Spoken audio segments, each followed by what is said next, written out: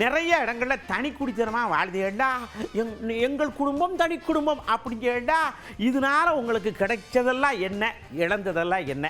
கூட்டு குடும்பமாக இருந்தால் நீங்கள் என்னெல்லாம் கிடைச்சிருக்குன்னு நீங்கள் யோசிச்சிருப்பீன்னு வரிசையாக பட்டியலை போட்டு மடமடன்னு சொல்லுங்கன்னு சொன்னோம். அன்பான அரவணைப்பான மிகப்பெரிய கூட்டு குடும்பத்தை நம்ம இழந்துட்டு இருந்தோம். மறுபடியும் அந்த சூழல், அந்த வாழ்க்கை வருமா அப்படின்னு ஒரு எதிர்பார்ப்போடு மக்கள் நிறைய பேர் இருக்காங்க. அண்ணன், தம்பி, மாமா, அக்கா, தங்கச்சின்னு ஒரே சந்தோஷமா இருக்கும். யாருக்காவது உடம்பு சரியில்லைன்னா இன்னொருத்தர் பார்த்துக்குவாங்க.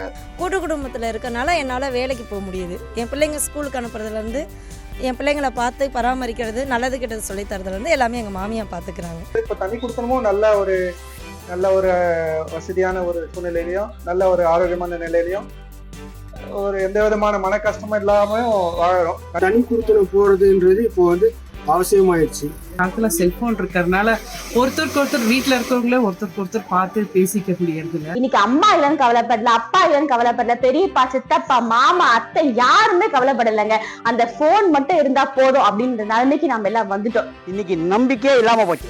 கூட்டு குடும்பம் தான் சரியானது. ஆனால் இப்போ இருக்கவங்களுக்கு அதெல்லாம் தெரியறது இல்லை. இப்போ உள்ள காலகட்டத்துக்கு கூட்டு குடும்பத்தை மறந்துட்டாங்க. ஜாயிண்ட் ஃபேமிலி எப்பவுமே நம்மளுக்கு ஒரு ஸ்ட்ராங்கான ஒரு ஃபவுண்டேஷன். ஓல்ட் இஸ் கோல்டுன்னு சும்மா சொன்னாங்க. நம்ம தனியா இருக்குன்னு ஆசைப்படுறதுக்காக குழந்தைங்களோட எதிர்காலம் பாதிக்குது. தனியா வளர்றதுனால குழந்தைகளுக்கு பாதுகாப்பற்ற திறன், வெறுமையை உணர்றது, அதே மாதிரி இந்த உலகத்தை விட்டு தனியா வாழக்கூடிய ஒரு சூழலை இந்த குழந்தைகளுக்கு உணர்றாங்க. இதே நம்மளோட பெரியவங்க வீட்டுல இருந்தாங்கன்னா ஒரு நல்ல வழி நடத்தி கொண்டு வர்றது நம்ம பெரியவங்கனால மட்டும்தான் முடியும். அதோடைய அறிவுக்கும் அப்படிதான், அதோடைய தன்மைகளும் அப்படித்தான். நல்ல சிரிப்பா வளர்றதுக்கு வாய்ப்பு நிறைய இருக்கு. வாழ்க்கையோட அர்த்தங்கள் எல்லாம் புரிஞ்சுக்கணும்னா கூட்டு குடும்பமா இருந்தாதான் சந்தோஷமும் சரி, துக்கத்தையும் சரி எல்லாமே பகிர்ந்துக்க முடியும். மொத்தத்துல பார்த்தோம்னா கூட்டு குடும்பம் என்பது மகிழ்ச்சியின் அடிப்படை ஆதாரமாக திகழ்கிறது.